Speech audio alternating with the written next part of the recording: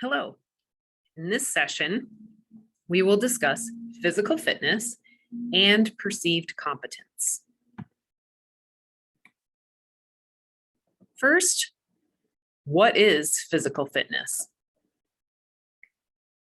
This definition is fairly long, but does truly encompass the definition of physical fitness. It is our ability to complete tasks in our daily lives without extreme fatigue and with lots of energy to enjoy all the leisure time pursuits that we want to engage in and to meet any unanticipated energy demands. And it has some different components to it. We can consider fitness in terms of health related components. We can also consider fitness in terms of skill related components. Either way, physical fitness tends to have components that are related to both our genetics and to the environment in which we operate. And so those two things together, the genetic ability plus the environmental effects, things like physical training, can interact to provide a given level of fitness for any individual. If we're thinking about fitness in terms of health related components, we typically are thinking of 5 components: cardiorespiratory endurance, muscular strength, muscular endurance, body composition, and flexibility. Cardiorespiratory endurance is the ability to perform activities you may have thought of before as called aerobic. So they are repetitive activities that happen over a period of time and are typically at least a brisk walk in intensity or higher. So it's an ability to repeatedly perform that activity for a specified time period.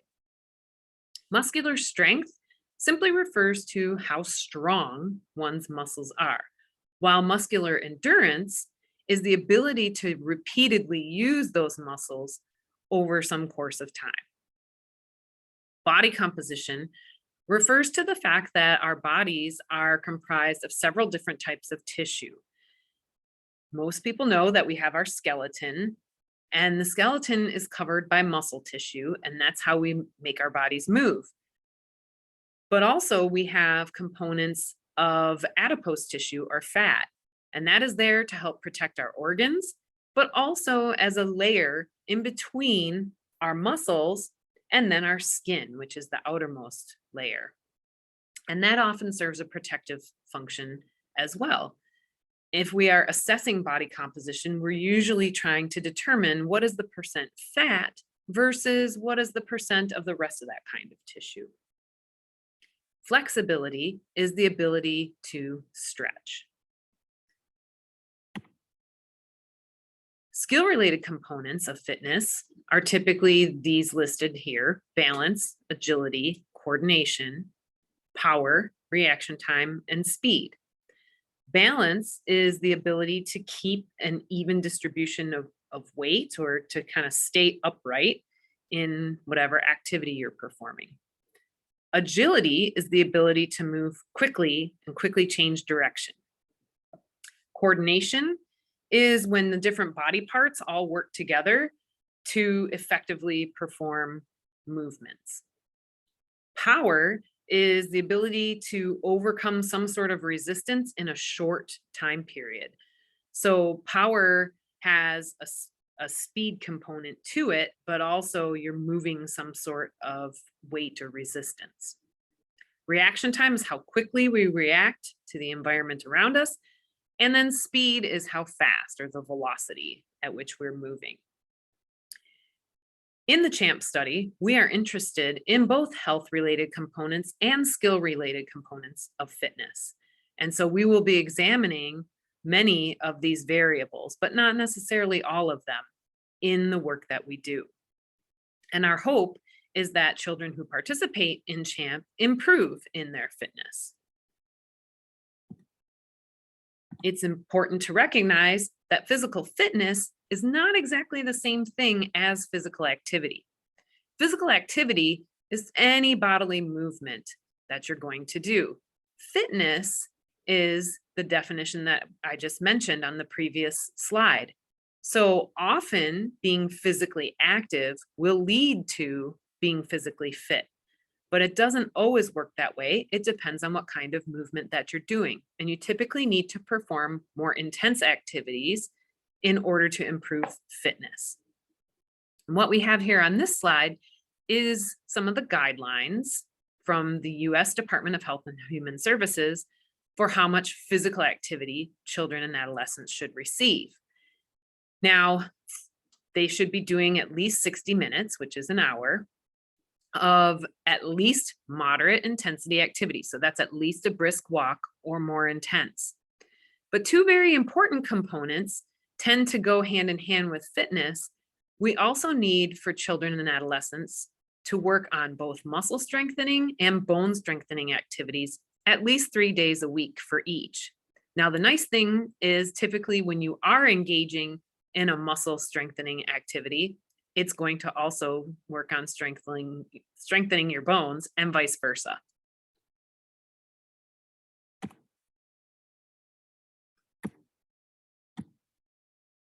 Now, I'm about to show you a couple examples for two of the health-related components of fitness, just to give you an idea of why it's important for us in CHAMP to be thinking about fitness and why we'll be assessing it. And what you can see in this figure is you have on the left side the total, in the middle is specific to boys, and on the right is specific to girls. And each bar represents a different year of a nationally representative study where they were examining, in this case, cardiorespiratory fitness very specifically. And what you can see is over time, the latest is over here 2012, and on the left for each is 1999 to 2000. You can see that over time, the population has gotten less fit in terms of cardiorespiratory fitness. This figure is showing us muscular endurance. Now, this happens to be in 6 to 15-year-olds, and this is showing us in terms of normal weight, overweight, or obese youth, how many are receiving adequate, or not receiving, but possess adequate levels of muscular endurance. So you can see that in normal weight youth, a higher percentage, almost 64%, have adequate levels of muscular endurance, but that percentage goes down in the overweight population and is the lowest in the obese population. So this tells us that we have a little bit of work to do, both in terms of a time trend and for those children who are having a little bit of difficulty with weight status in terms of how we need to work on their fitness. Another construct that's important to the CHAMP study is perceived competence. Perceived competence is a person's beliefs about their own abilities. Now, at the age group where we're working, which is the start of elementary school, perceived competence is usually looked at in 4 different domains. There's one that represents their general self-worth, another that is looked at in terms of their cognitive ability, another in terms of social acceptance and maternal acceptance, and then another that relates to physical abilities. And so we can come up with a complete score based on these 4 different subdomains for how competent a child feels in their own ability. How does a child get that sense of competence? The sources typically vary with age. When children are younger, they often gain feelings of competence from adults. So parents and teachers will be a great source of the feelings of competence. But as they get older, they start to rely more on peers for judgment of their abilities. And that's why it will be important as we talk later in CHAMP about working on your ability as a teacher to talk to children about how they're performing their skills. Very specifically, we also can think of perceived motor competence. And this is, as I said, specific to the fundamental motor skills. So children's perception of their ability to perform things like running, kicking, catching, throwing, etc. There's evidence suggesting that in preschool children, and that came right from our own work with CHAMP, children who have better motor skills are likely to have higher perceived motor competence and fitness levels as well. So how do all these things go together? This perceived competence, the physical fitness, and the physical activity.